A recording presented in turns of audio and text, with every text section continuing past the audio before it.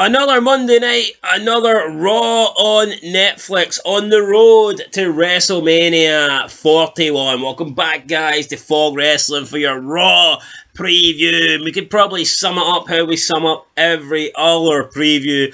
Looks like this show is going to be garbage. Looks like this show is going to be uneventful, and I think that sums up WWE. Garbage, uneventful, just does not deliver, disappoints every single time, even the big shows, and I don't mean Paul White, yeah, it's a big show. No, I mean the big shows. Look at the Royal Rumble, very disappointing. I mean, when was the last good show? Look at the Raw Netflix premiere, very disappointing. The SmackDown Fox premiere, very disappointing. When was the last good show we got from this company? No doubt Elimination Chamber will be disappointing, and WrestleMania will probably suck too. Last year's WrestleMania, night 1, outside of the main event, was garbage. Night 2, I mean, it was alright, but I mean, WrestleMania should be better than alright. WrestleMania should be great, and I just don't think we're seeing that. I don't think we'll ever see that under Triple H in his nose. You gotta worship my big snout that can't book shit. So we're stuck with Triple H. We're stuck with the Raw preview. So with that said, let's get into it. Let's see what we have tonight. First piece of news that we do have is Lillian Garcia will be announcing she'll be replacing Alicia Taylor, or whatever that other person's called. Who cares? Lillian Garcia, she's back in the hot seat tonight. She's back on Monday Night Raw. She'd never been moved from Monday Night Raw in the first place, but it looks like Alicia Taylor is unable to do tonight's show. So yeah, Lillian has been drafted in. Right, so we've got a couple of chamber qualifiers. We've got a number one contender match, and we've got a few throwaway matches. And when I say throwaway, I literally do mean throwaway. So, first up, we have Sami Zayn to appear. Wow, Sami fucking Zayn. Are you shitting me? Have we really... And this is WWE advertising this, by the way, WWE.com. Are we really getting to the point now where Sami Zayn being on the show is advertisement worthy? Because for me, that's disgusting. The fact that Sami Zayn is being advertised, that's enough to make people not watch. Sami Zayn being on the show is enough for me to go, nah, I have no interest. I ain't watching. I can't believe they're putting Sam... I mean, if you want to put, like, CM Punk on the show or Roman Reigns... Well, Roman Reigns is never there, so that doesn't really work. But look at people who's there all the time. People who you expect to be there. There's better names you could put. Why would we care? Sami Zayn is going to appear. And so what? He's an active member of the roster. Of course he's going to appear. He should be appearing. And I don't know, man. Are we really supposed to get excited about Sami Zayn? I'm not. I'm not getting excited about Sami Zayn. Who cares? He's going to talk about his match with Kevin Owens in Toronto. We've seen way too many Kevin Owens, Sami Zayn matches. We don't need to see another one. Are they not sick to death of doing this? Oh, well, we've done it in NXT Black and Gold, so we need to do it again. Fuck no. Should never be done again. And some people are going to say, well, they done it before NXT went, but I don't care when they done it. I don't want to see it again. Seeing it once was too much. Just two guys that should not belong in WWE. I mean, the guy went on the indie scene as El Generico. The guy's name was literally generic. He's just a fucking dude with a stupid mask on. And Kevin Owens, just some fat son of a bitch at the end of the day. As Scott Steiner would say, yeah, garbage, who cares? Right, Bianca Belair and Naomi set to appear. Could they potentially cost Raquel her chamber qualifying match? Maybe. I do not think it's Liv Morgan and Raquel that took out Jade Gargle. That would just be, if that is the case, then that is some of the laziest booking that I think we've seen. Because back then, wasn't Liv still the champion? I highly doubt Liv would be wasting her time taking out a member of the tag champs when she's actually the women's champion. Just doesn't make any sense. So, yeah, they found that evidence. I'm going to assume that angle has been planted. We've seen Naomi in the footage. Obviously, she looked like the one that found Jade Cargill. Bianca Belair wasn't there. I mean, at the end of the day, I don't really care. You look at some of the great angles in the past, like who ran down Austin or who attacked Shawn Michaels backstage. I'll be shocked if they do it.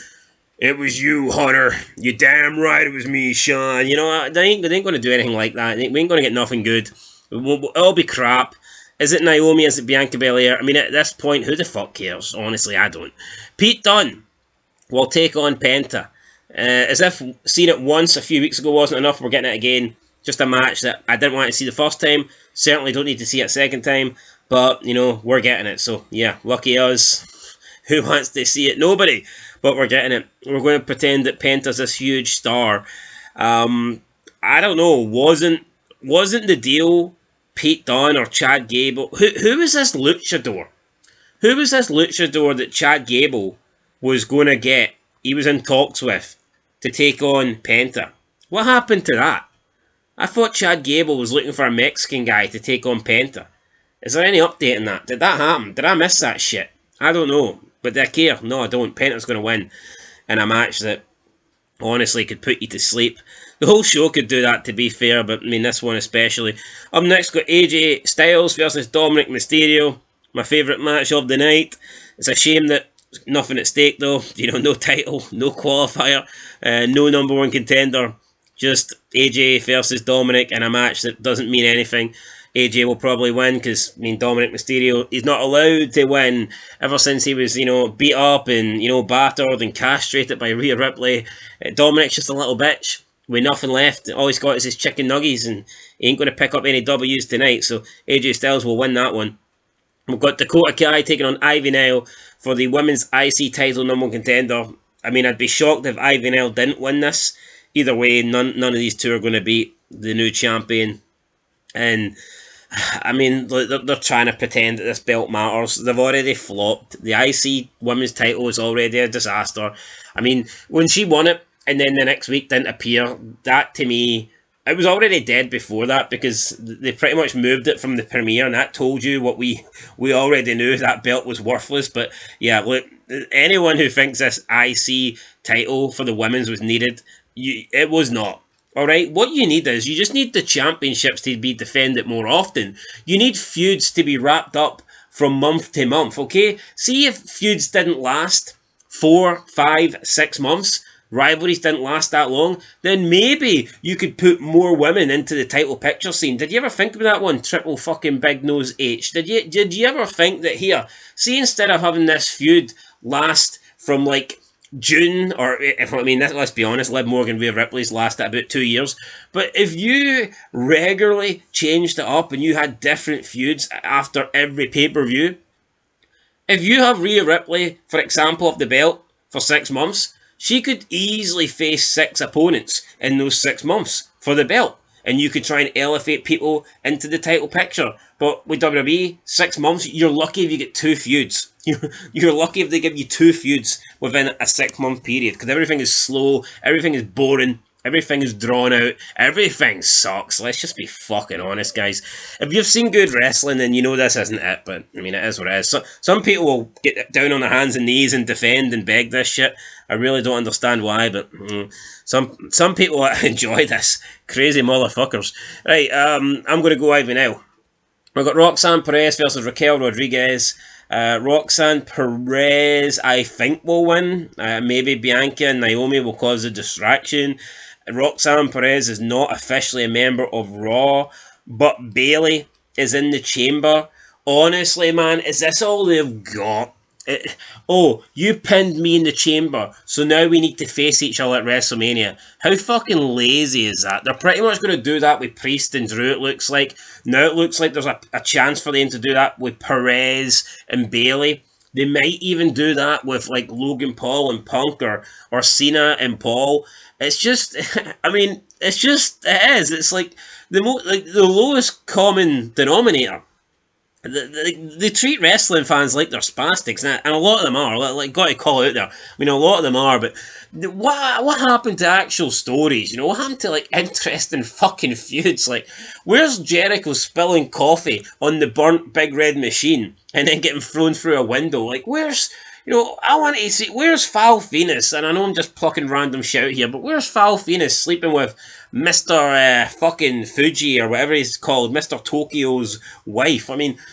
Choppy, my pee-pee. Where's that shit? Where's the good stuff? You don't get good stuff. Oh, you chucked me at the Rumble. I pinned you in the chamber. We're one-on-one, brother. You got one, I got one. Let's have a deciding match at Mania. The problem is, it doesn't end at Mania, because then you get another like 4 fucking matches at the next 4 premium live events. Garbage. I'm going to go with Roxanne Perez. And we have final match with Finn Balor. I don't know why it took me so long to say Finn. Yeah, definitely is Finn. Finn Balor versus Seth freaking Rollins. And I'm going to go with, I mean, it's pretty obvious Seth Rollins is winning this. Again, you could mix it up. You could put Finn Balor in the chamber, but they ain't going to do that. It's going to be predictable as shit, because that's what WWE is these days. You know, it's just predictable crap, predictable garbage. Yeah, Finn Balor needs a win. Judgment Day need a win, but they ain't going to get a win. Of course they're not. So, yeah, we'll see what happens here. Who knows? The way Judgment Day is looking, could implode. Would I be surprised if we have Mysterio maybe cost Finn Balor this match by accident? No, it wouldn't be. I think, I like the Judgment Day, but unfortunately, I think it may have ran its course. But we see with Triple H that he likes to drag everything out. So maybe the Judgment Day still got another 10 years left in them, potentially. But I think looking at the way Finn Balor's been getting on, if he does lose this match due to outside interference from his own crew, then it could potentially be all over. But we'll see. I'm going to go with Seth Rollins. Just looks like he is the man that's going to be in there. I mean, I miss the days when you didn't know who was going to be in the chamber with the qualifiers. But yeah, these matches look pretty predictable to me. Is what it is. I'm going to go Seth Rollins, guys. So my predictions tonight: Seth Rollins, Perez, Ivy Nile, AJ Styles, Panther, and then we have Sami Zayn, Bianca Belair, and Naomi all set to appear, and I, quite frankly, couldn't give a monkey shit about any of them. So we'll catch you guys in the next one, catch you in the review. That is going to do it. Till next time, Fog Wrestling. If you want to give your predictions, leave your predictions down below, guys, and we will, we'll talk about it later. Till next time, peace.